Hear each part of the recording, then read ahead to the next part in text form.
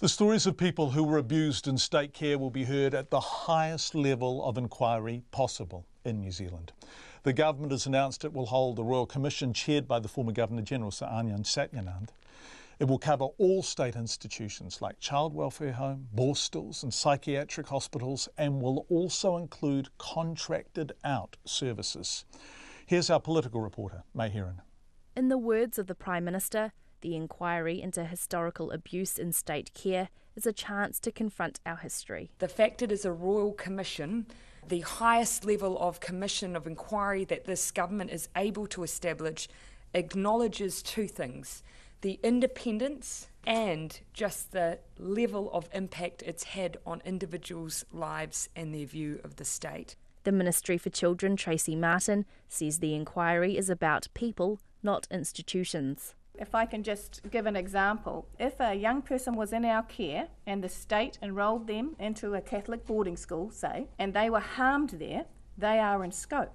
This is how Jacinda Ardern phrased it. We're the parent. If they experienced abuse and we, as the caregiver for that child, didn't know, didn't act, didn't make sure that we had checks in place to ensure the child was safe, we have to take responsibility, regardless of who the perpetrator was. The scope of the inquiry will cover 50 years from 1950 to the end of 1999. And unlike some similar overseas inquiries, it will include not just sexual, but physical and emotional abuse and neglect. These terms of reference will be put out for public consultation. The compensation process will also be investigated. Albi Aperi was just 13 when he ended up in state care at the Kohotiri Boys Training Centre in Levin.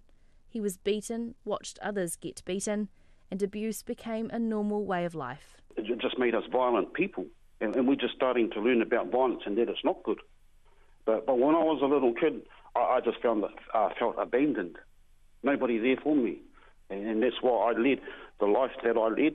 During the 1980s and 90s, there wasn't a year Albi wasn't in prison. He knows violence is wrong now, but he can't get out of the cycle he's trapped in. After 10 years of freedom, he slipped up.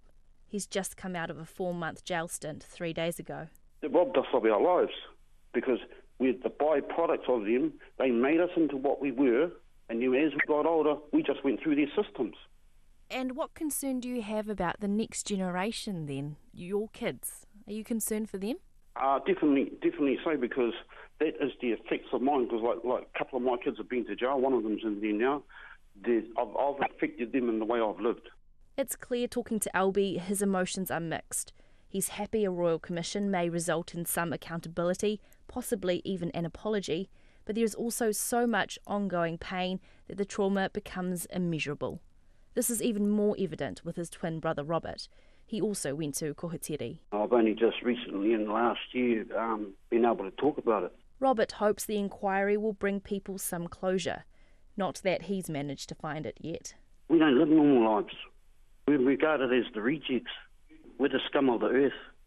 I heard it from a judge the other day telling us that, for us to change our ways, maybe we need to look about leaving our gang situation.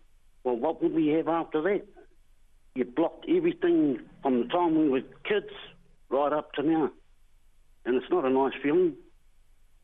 Not nice to wake up when you're 50-something and really realising, what have you actually done? It's expected stories like Robert and Albi's will start coming before the inquiry in the middle of this year. The first year of the inquiry is expected to cost about $12 million, and the government hopes to have the final report back by the end of the parliamentary term. From Parliament for Checkpoint, May Heron.